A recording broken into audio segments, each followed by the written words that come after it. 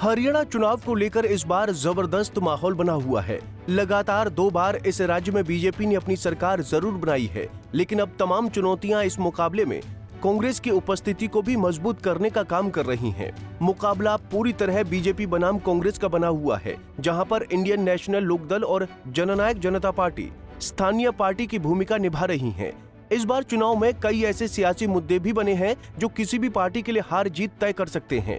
बात चाहे अग्निवीर की हो या फिर किसान आंदोलन की, बात चाहे रेसलरों के संघर्ष की हो या फिर जाटों की नाराजगी की, यहाँ हर मुद्दा सियासी है और उस पर हो रही राजनीति चरम पर है। हालांकि हरियाणा की जब भी बात की जाती है तो कुछ ऐसी सीटें जरूर रहती हैं जिन्हें हाई प्रोफाइल की कैटेगरी में रखा जा सकता है। ये वो सीटें हैं जहां पर मुकाबला कड़ा रहता है और उन सीटों का नतीजा दूसरी कई आसपास की सीटों पर अपनी गहरी छाप छोड़ता है। ऐसे में चुनाव के आखिरी दौर में प्रदेश की सियासी हवा क्या कहती है और हरियाणा के इस रण में अब ये चुनाव बगावत, अदावत और चाहत के नैरेटिव में कितना फिट बैठता है, इसके बारे में समझते हैं। दरअसल 2024 का हरियाणा विधानसभा चुनाव अपने दिलचस्प और सबसे सियासी मोड़ पर खड़ा है। हरियाणा में आगामी विधानसभा चुनाव सत्तारूढ़ भाजपा और कांग्रेस के बीच उच्च दाव राजनीतिक नाटक से भरा हुआ है, जिससे ये लोकसभा चुनाव के बाद सबसे प्रतीक्षित मुकाबलों में से एक बन गया है। आमतौर पर हरियाणा के विधानसभा चुनाव में प्रदेश की राजनीति का जिक्र हो और बांगर का नाम न आए, ये तो हो नहीं सकता। इस बेल्ट में जींद के 5 विधानसभा क्षेत्र के साथ ही कैथल और हिसार जिले के कुछ क्षेत्र शामिल हैं। चौधर के लिए चौधरियों में छिड़ी जंग के बीच वहां दिग्गज कड़े मुकाबले में फंसे हैं, जिसमें उचाना और जुलाना सबसे हॉट सीट बनी हुई है।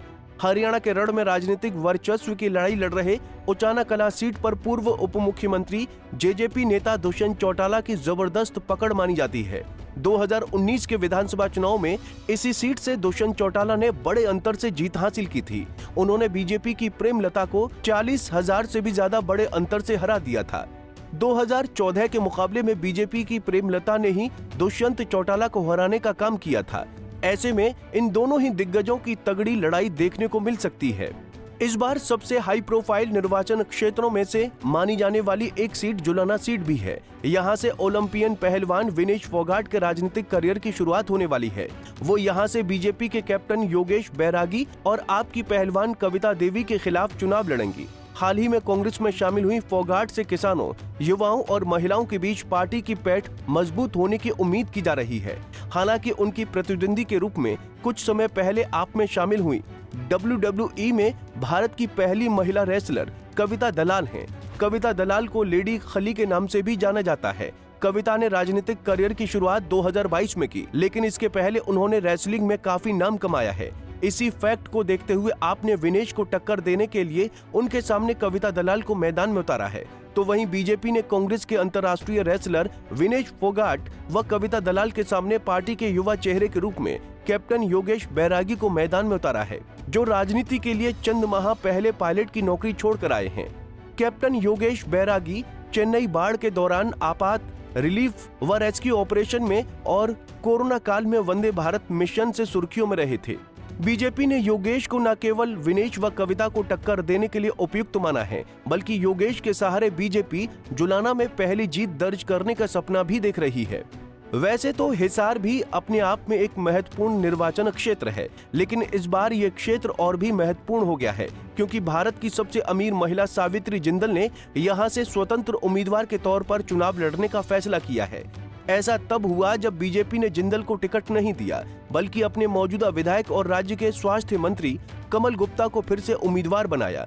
उल्लेखनीय है कि 33 अरब डॉलर की संपत्ति रखने वाले जिंदल ने मार्च में कांग्रेस छोड़ दी थी और बीजेपी में शामिल हो गए थे। उनके बीजेपी में शामिल होने के कुछ ही समय बाद उनके बेटे उद्योगपति नवीन जिंदल भी पार्टी में शामिल हो गए थे। नवीन कुरुक्षेत्र से बीजेपी के सांसद हैं, तो वहीं अंबाला कैंट भी हरियाणा की प्रमुख सीटों में से एक मानी जाती है। यहाँ से 71 वर्षीय भाजपा नेता अनिल विज 6 बार विधायक रह चुके हैं। वो पूर्व सीएम मनोहर लाल खट्टर के सबसे शक्तिशाली मंत्रियों में से एक हैं। विज ने 2023 में नूह हिंसा के समय हरियाणा में गृह मंत्रालय का कार्यभार संभाला था। हालांकि वो मौजूदा नायब सिंह सैनी मंत्रिमंडल से दूर हैं।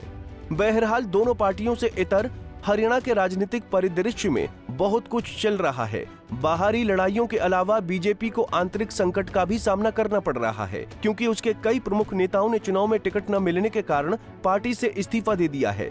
इस बीच कांग्रेस चुनाव जीतने के लिए बहुत आश्वस्त दिखाई दे रही है। हालांकि ये देखना अभी बाकी है कि क्या आम आदमी पार्टी की सभी 90 सीटों पर अकेले चुनाव लड़ने की योजना वोट शेयर को विभाजित करके कांग्रेस की संभावनाओं को कम करेगी।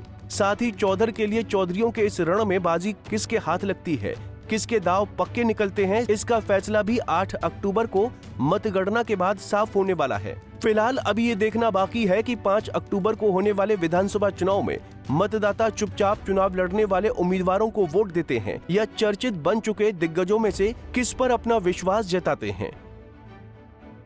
Bureau report, Punjab Kesari TV. हमसे जुड़े रहने के लिए हमारे YouTube चैनल को सब्सक्राइब करें और नई वीडियो की नोटिफिकेशन के लिए बेल आइकॉन को दबाएं।